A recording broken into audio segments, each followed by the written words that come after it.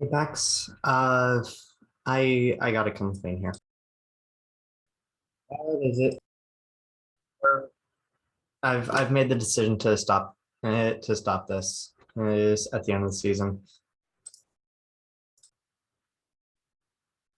Wait, stop the fucking series? What? No, we're still gonna do the series. We're still gonna do Into the Den and until we decide we're not gonna do Into the Den anymore. No, we're not gonna do this intro anymore. I mean, I guess that's fair. That guy in the comments did have a point about this being really similar to Steve Dangle. Yeah, but that doesn't mean that you're out of videos in the future.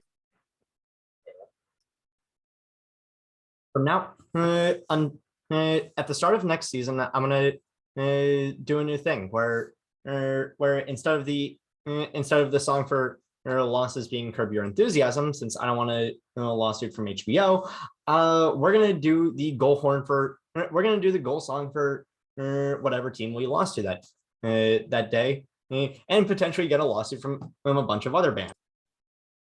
And I'm gonna do the guitar for that. Mhm, mhm. God, I wish we could do the Olmark Swayman goalie hug, but we're yeah, we're the same entity. That's yeah, unfortunate.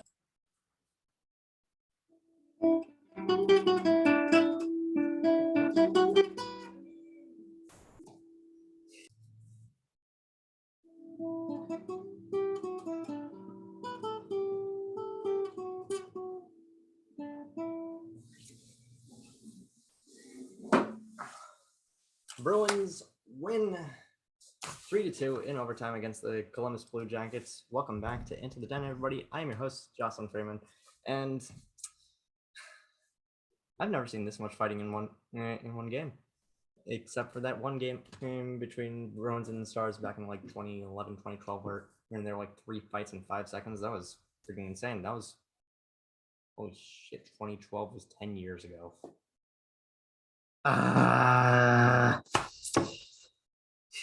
Bruins come into the game with an 808 win percentage against and teams currently out of the playoffs, like 31 7-1, I think, against 31 1-7 or 31 7-1 or something like that, and against teams currently out of the playoffs.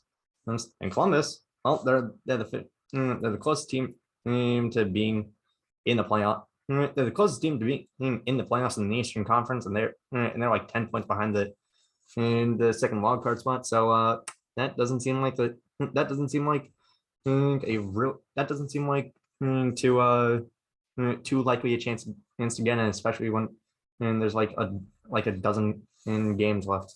But wow, this was really chippy. We get a first the first sign of like, wow, this is gonna be a fun game was Omar making a save and then getting dragged out of the net, and then like gliding out of the crease is like farther than any goalie for the Bruins has done since like Timmy Thomas. And it's goddamn, that was also freaking 10 years ago. Try not to concern myself with the passage of time. Try not to concern myself with the passage of time. But Bruins surrounded one early with Bemstrom getting past the Bruins defense because I ask so often why the Bruins defense plays so far up, but really it's just that they play they play a normal perimeter defense. They play like right on the blue line and in opponent in territory. The reason why is because just to keep the puck in, but they seem to they always give the puck away, like in shallow, like in shallow neutral, like in shallow territory. So it's like great. They have fresh breakaway, and that's how Bemstrom just snipes one for Columbus. And I have to say, the Bruins defense and especially Linus Ullmark this game were insane. How do were insane, but also just it was mostly just Ullmark being insane. Like this team, like on the one hand, I'm happy that Ullmark is playing out of his mind. On the other hand, I'm not because goddamn that's a because we don't because we need him to be playing out of his mind for us to even have a chance at winning this one, and for some reason. But like, I'm not gonna lie, I've seen this may have been the most 4-on-4s and 4-on-3s I've seen in a single game. And first we get Meyer a Blue Jackets player, Meyer playing in his first NHL game ever, going for tripping on Marchand and then McAvoy getting a holding penalty not long afterwards. And so that's a 4-on-4. Voracek and Trent Frederick go to the box a little bit later, and then Marchand goes in for interference literally 2 seconds after face-off. So that's a 4-on-3. What is it? DeBrusk ends up Bruins end up getting on board with it. Jake DeBrusk goal. It like bounces weird like that one goal against Vesa Toskala that the Leaf against the Leafs. You know the one that won like 197 feet, and he's just like whoa shit. But the problem was, but the difference is this was from like I don't know, like 10-20 feet away, not 197. But everybody is like whoa, where's the call, because Marchand just goes shoulder to head on and Andrew Peak on the boards. Peak is like really is like kind of shaken up, but he's down for like for like a good minute or two. And it was bad. Honestly, I feel like Marchand should have probably gotten a double, at least a double minor for, at least a minor, probably at most a double minor for that.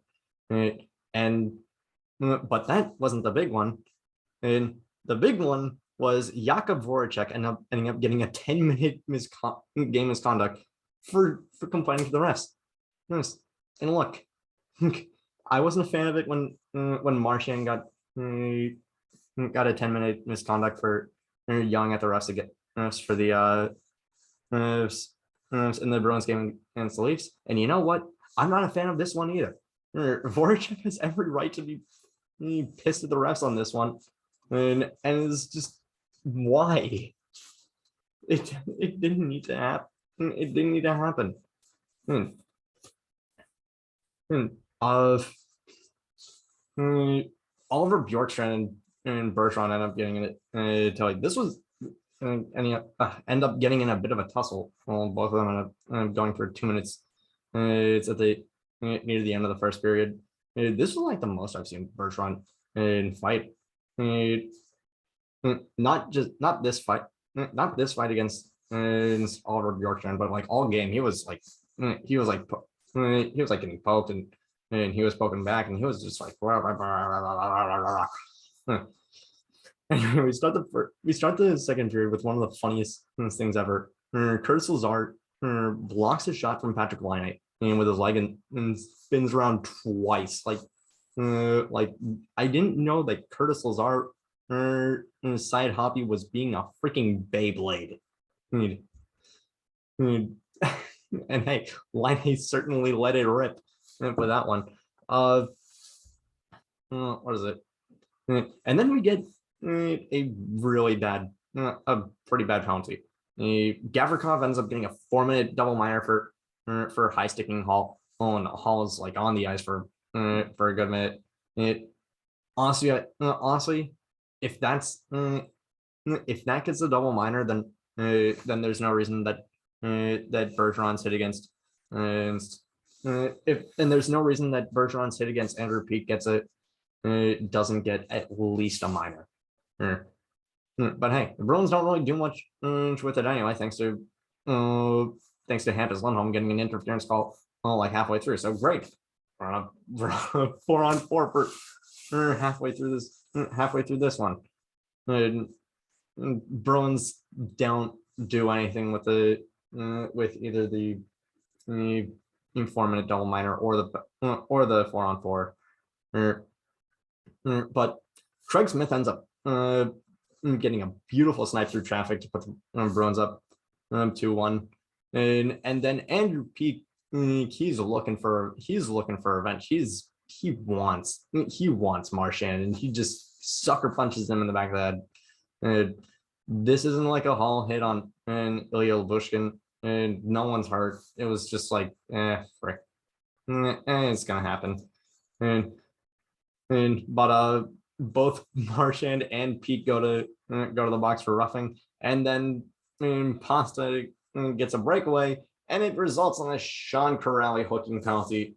So great, we get another 4-on-3. And can I be honest? I miss Sean Corrali. Sean Corrali was honestly one of my favorite parts of the Bruins bottom six and during the past few seasons, and losing him was just god damn it. I mean, I think he's getting paid a little bit more than he needs to be, but I mean, who the hell am I? I'm not his agent. But Ullmark again making insane save. Like they had the Blue Jackets had like a bunch of chances for this one, and they just couldn't close. It's because Ullmark is just playing out of his mind. And then the Bruins feel like clearing the puck. Werenski is wide open to take a one-timer from the guy from the player who's behind in the net, and they score with, you guessed it, less than a minute to go in the period. The Bruins, this is quite possibly the biggest weakness on the Bruins. It's not the recent power play.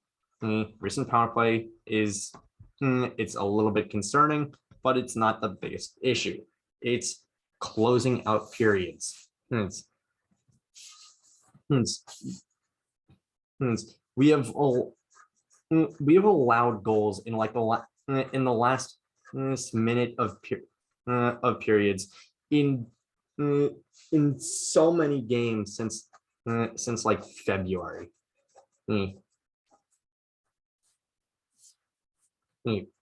And Bruce Cassidy ends up challenging this on account of Blue Jackets defenseman trying to keep the puck in the zone with his stick held pretty high. It's not over the shoulders. Dumb, stupid. It's inconclusive. Why did you do this? Now we're going into the next period on the penalty kill. Hilariously enough, both teams enter the period 0 for 4 on power play. But the third period, outstanding. The Bruins can't finish at all. The Bruins don't finish at all, but oh my god, they look so in control. And then the final 5 happens, and Josh Brown almost immediately passes right to Oliver Bjorkstrand, and thank God Ullmark made the save. Ullmark was easily the guy of the game this tonight. But neither team can finish, and the game goes into overtime. To which the Bruins decide, all right, we're gonna ride this momentum right into overtime, and they and of course they are.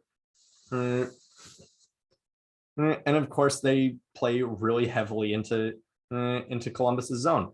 Oh, Werenski tries to tries to forecheck it up from behind the net, and a pass gets it's picked off by Coyle. And he passes it right to DeBrusque, who seems to like mishandle it at first, but it's like but it's like very much a pump fake, and he catches Elvis Merzlikins and off guard, and he goes to the far post. 3-2, Bruins win. I don't think this win needed to be this hard, but also, it's playoff. It's nearing playoff hockey. We gotta take whatever wins we can get. That's not to say that this isn't concerning. It's just to say that we gotta. It's not to say that these kind of games aren't concerning at all. It's more so just that these games, the ends sort of justify the means on this one, and there are good parts about this game. There are bad parts about this game. I like the amount of pressure that we were putting up in the third period. I didn't like how we completely caved in the second period. I liked how we played aggressively. I didn't like how we played so aggressively that it felt like there was a penalty being called pretty much every 2 minutes. And now the Bruins are, and this is the first part of a back-to-back against, and the second part is against Detroit. Detroit, if I'm not mistaken, has one of the worst goal differentials in the entire in the Atlantic Division, which honestly is pretty funny considering that they're fifth in the division. Oh boy, this is going to be fun. But that is it for tonight's episode. Thank you all so much for watching. Click subscribe if you really like. Down below is still my TikTok, my Jake Tebow's GoFundMe to help out a kid who was severely injured in a hockey accident, and also the GoFundMe for Texas families trying to get away from horribly transphobic initiatives passed in the state. And tell your friends that that being a Beyblade is fun.